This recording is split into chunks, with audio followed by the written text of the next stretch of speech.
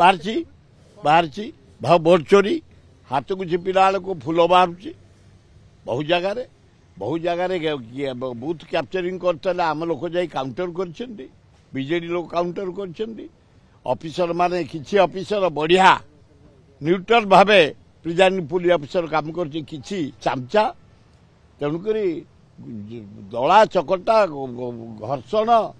ସବୁ ହେଇଛି ମନ୍ଥନ ତା ସତ୍ତ୍ୱେ ସେ ଅଞ୍ଚଳର ଲୋକ ସ୍ୱାଭିମାନୀ ଲୋକ ଗରିବ ଲୋକ ଖଟିଖିଆ ଲୋକ ଆମର ଘାସିରାମ ମାଝୀ 2-3 ହଜାର ଭୋଟରେ ନିଶ୍ଚୟ ଜିତିବ। ଆଉ ଗୋଟେ କଥା ହଉଛି ଯେ କଣ ବର୍ତ୍ତମାନ ଆପଣଙ୍କର ପ୍ରଭାରୀ ସହିତ ଆଉ ଜଣେ ଲୋକଙ୍କୁ ନିଯୁକ୍ତି ଦିଆହେଲା ସେକ୍ରେଟାରୀ ଇଲେକ୍ସନ ପରେ କଣ ଗୋଟେ ଚେଞ୍ଜ ଚାଞ୍ଜ ହବ ହେଇପାରେ ରାହୁଲ ଗାନ୍ଧୀ ଉପରେ ନିର୍ଭର କରୁଛି ଚାରିଆଡେ ତ କଣ ଏକ୍ଜିଟ୍ ପୋଲ କହୁଛି ବିହାରରେ ନୀତିଶ ଆସିବ ମୋର କେତେ ଗୁଡେ ଫ୍ରେଣ୍ଡ ବିହାରରେ ଚାକିରି କରିଛନ୍ତି କେତେ ଗୁଡେ ସେଠି ଷ୍ଟେବଲ୍ ହେଇକି ଅଛନ୍ତି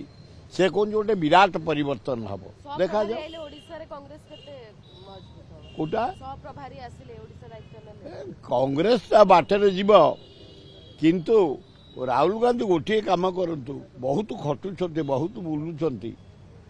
ପଇସା କିଛି ନଦେଲେ ହବନି ଅର୍ଥର ଆବଶ୍ୟକତା ଅଛି ରାହୁଲ ଗାନ୍ଧୀ ଯଦି ପଇସା କିଛି ଯୋଗେଇବେ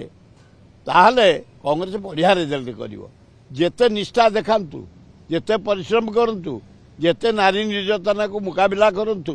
ଯେତେ ଆଇନ ଶୃଙ୍ଖଳା ମୁକାବିଲା କରନ୍ତୁ ଯେତେ ପଦଯାତ୍ରା କରନ୍ତୁ କଞ୍ଚା ପଇସା କିଛି ରାହୁଲ ଗାନ୍ଧୀ ନ ଯୋଗେଇବେ କଂଗ୍ରେସ ଡେଭଲପ କରିବା ମୁଁ ଭାବୁଛି ଦୂରଦୃଷ୍ଟିରୁ ଜଣେ ସିନିୟର ଲିଡର ହିସାବରେ ମୋର ମତ ହେଉଛି ଅର୍ଥ କିଛି ଦରକାର ତା ନହେଲେ ହବନି।